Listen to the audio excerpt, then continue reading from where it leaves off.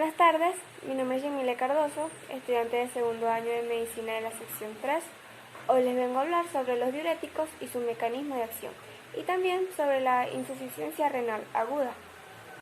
Ok, primero empezaremos hablando lo que es un diurético. Los diuréticos, también a veces son conocidos o llamados como pastillas de agua, ayudan a eliminar la sal, o sea, el sodio, y el agua del cuerpo. La mayoría de ellos ayudan a los riñones que liberen más sodio en la orina. El sodio toma agua de la sangre, lo que disminuye la cantidad de líquido que influye a través de las venas y las arterias. Entonces, primeramente, también deberíamos de saber que los diuréticos aumentan lo que es el volumen de la orina. La mayoría de ellos aumentan la excreción urinaria de solutos, especialmente lo que, como ya había dicho, la del sodio y la del cloro también. De hecho, la mayoría de los solutos que usan en la clínica actúa reduciendo la reabsorción de sodio en los túbulos, lo que provoca una natriuresis, que es el aumento de la pérdida de sodio, y por efecto de esta última, una diuresis, que es el aumento de la pérdida de agua. Ok, como ya hablamos de lo que son los diuréticos, pasaremos a las clases de diuréticos, su mecanismo de acción y lugar de acción en el túbulo. Los diuréticos osmóticos, como la urea y el manitol, inhiben lo que es la reabsorción de agua y los solutos, aumentan la osmolaridad en el líquido tubular. Su lugar de acción es principalmente en los túbulos proximales. Los diuréticos de asa, por ejemplo la furosemida y la bumetanida, inhiben el cotransporte de sodio, potasio y cloruro en la membrana luminal. Su lugar de acción es en la sal gruesa ascendente de Henle. Los diuréticos tidiacídicos, como lo que es la clortalidona, inhibe el cotransporte de sodio y cloruro en la membrana luminal, y su lugar de acción es en la primera parte de los túbulos distales.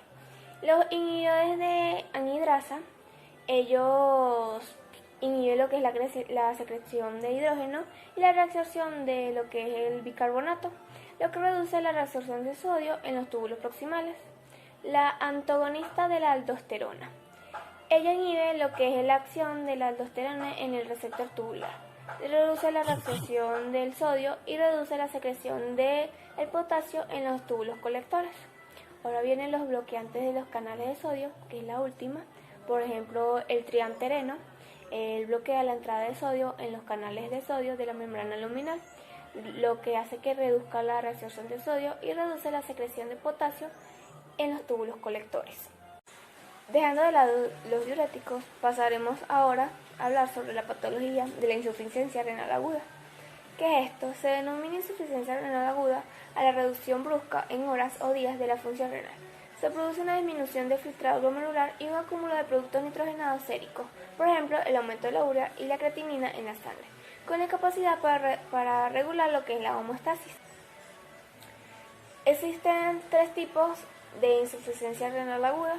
La primera, que es la más frecuente en la insuficiencia renal aguda, es la insuficiencia prerenal. Se caracteriza por una disminución importante en el flujo sanguíneo renal. Ahora viene la 2, que es la lesión renal aguda intrarrenal, que es debido a las anomalías dentro de los riñones, tiende a afectar lo que son los vasos sanguíneos, los glomérulos o los túbulos. Viene la última, que es la número 3, que es la insuficiencia postrenal, es el resultado de la obstrucción del flujo de salida de la orina proveniente de los riñones. Es posible que la obstrucción ocurra en los uretres, vejiga o uretra, debido al aumento de orina que no se excreta debido a la obstrucción. Ocurre una presión retrógrada a lo largo de los túbulos y las nefronas. Ahora les hablaré sobre la incidencia de esta patología. La incidencia anual de la insuficiencia renal aguda adquirida es de aproximadamente 100 casos por 1.000.000 de habitantes. Es una patología de alta mortalidad de 50% con un promedio de 0,6. La frecuencia varía ampliamente en dependencia del contexto clínico. Entre los pacientes que ingresan en el hospital se calcula que es de 1%. En la fase de hospitalización es de 2 a 5% y puede llegar al 4 o 15% entre los sujetos que sufren una intervención con circulación extracorpórrea. Un paciente crítico ingresado en una unidad de cuidados intensivos, la incidencia varía entre 7 a 30% y el 0,5% de los pacientes hospitalizados requiere una diálisis. Ahora viene lo que es la epidemiología.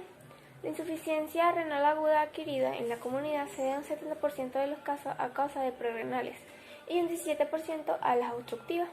La insuficiencia renal aguda complica más del 5% de todos los ingresos hospitalarios y afectos hasta una tercera parte de los pacientes que ingresan a unidades críticas.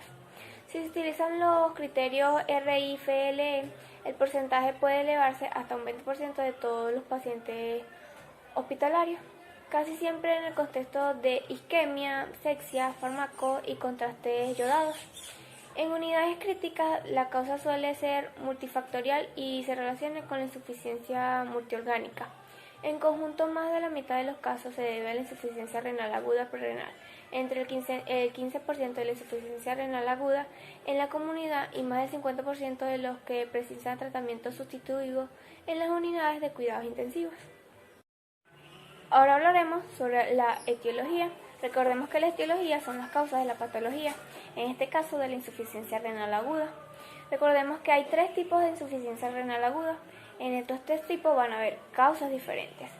Primero empezaremos con la insuficiencia renal aguda prerenal. Esta tiene sus causas que es deshidratación, pérdidas gastrointestinales como vómito o diarrea, sudoración profusa, baja ingesta, líquidos en el tercer espacio, en el hilo intestinal, pancreatitis y síndrome compartimental. Pérdida de sangre como hemorragia aguda, pérdidas urinarias como diuresis osmótica, neuropatías pierde sal, entre otras. Bajo gasto cardíaco como la isquemia, miocarditis, entre otras. Ciclo hepatorrenal, disminución de la resistencia periférica y la sepsis. La segunda sería la insuficiencia renal aguda intrarrenal. Ella contiene necrosis tubular isquémica, sepsis, lesión tóxica directa de las sustancias exógenas como contrastes yodados o cicloporinas por hipersensibilidad como antibióticos, intrainflativa que son linfoma, sarcoidosis, rechazo de trasplante y por último la idiopática. También tiene lesiones vasculares como en el gran vaso que sería trombosis de la vena renal y una embolia arterial renal. En los pequeños vasos sería una hipertensión maligna y vasculitis. En insuficiencia renal aguda obstructiva, que sería la posrenal, en la obstrucción ureteral bilateral raramente hay tumores, necrosis papilar y fibrosis retroperineal. Obstrucción ureteral, hipertrofia, tumores, prostático, prostatitis iliática o rotura vesical. Ahora hablaremos sobre la fisiopatología. Para entenderla, primero existe una respuesta fisiopatológica medida por reacciones hormonales y estímulos nerviosos, que condiciona la disminución del flujo de orina y la eliminación del cloro y el sodio por los riñones. Esta orina, sin embargo, se encuentra más concentrada en los solutos de desecho, como la urea, la creatinina, el fosfato y el amonio, por lo que tiene una osmolaridad muy elevada. La necesidad diaria de desembarcarse de uno de los solutos representa aproximadamente de 800 milimoles, que se consigue eliminando una orina de tan concentrada como de 1200 osmoles por kilogramo o tan diluida como 100 de osmoles por kilogramo, según conlleva ahorrar el agua. El osmostato hipotalámico habrá disparado la secreción de vasopresina, la cual abrirá los canales de agua, que son los aguacoporinas, en el túbulo colector renal, o eliminar de agua, el agua, que sería aclarar el agua libre de solutos, respectivamente.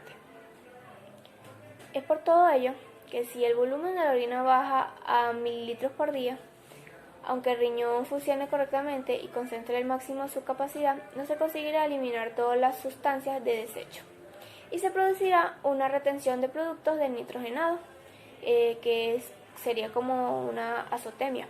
En este caso hablaremos de la insuficiencia renal aguda, funcional o prerenal, por cuando la respuesta del riñón se desarrolla con fines de compensadores y al revertir la causa, vuelve a la situación de normalidad.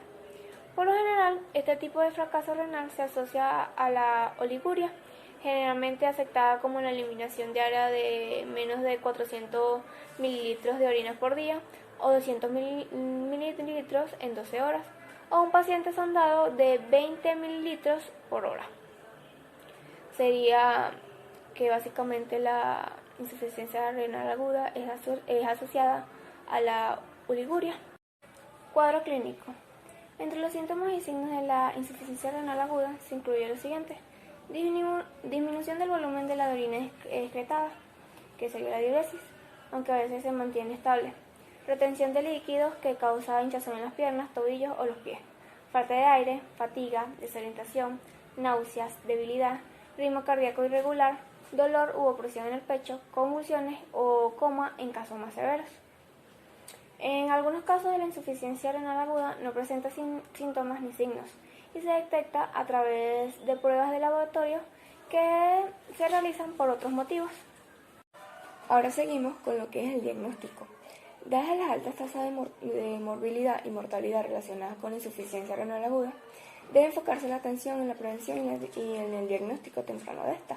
Lo primero que hay que hacer es una historia clínica con anamnesis y exploración física.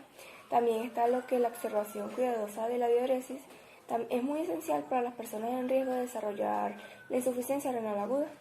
También están las pruebas de orina que miden lo que es la osmolaridad de la orina. También se tiene información adicional con el examen general de orina que incluye evidencia de proteinuria, hemoglobinuria y cilindros o cristales en la orina. También lo que son las pruebas de sangre en busca de NEUS y creatinina dan información con respecto a la capacidad de eliminar los desechos nitrogenados de la sangre. También se manda a hacer lo que es una ecografía abdominopélvica y un doble vascular y renal. Y por último, una biopsia renal, entre otros muchos más. Ya para culminar, vendría lo que es el tratamiento. Primero viene lo que es la prevención, que es identificar la población de riesgo, evitar la deshidratación y fármacos nefrotóxicos. Segundo, si se ya ha instalado la insuficiencia renal aguda, eliminar los fármacos nefrotóxicos y asegurar una buena repleción de volumen y revertir la diuresis con diuréticos o dopamina. El tercero, si la insuficiencia renal aguda ya está establecida, controlar los electrolitos, la reposición de las pérdidas renales o extrarrenales de sodio, tratamiento de acidosis metabólica, tratamiento de la hiperfosfatemia, aporte de la glucosa, soluciones de aminoácidos y grasa para disminuir el catabolismo. Y por último, aplicar diálisis. Eso es todo, espero que hayan entendido este seminario y les haya gustado.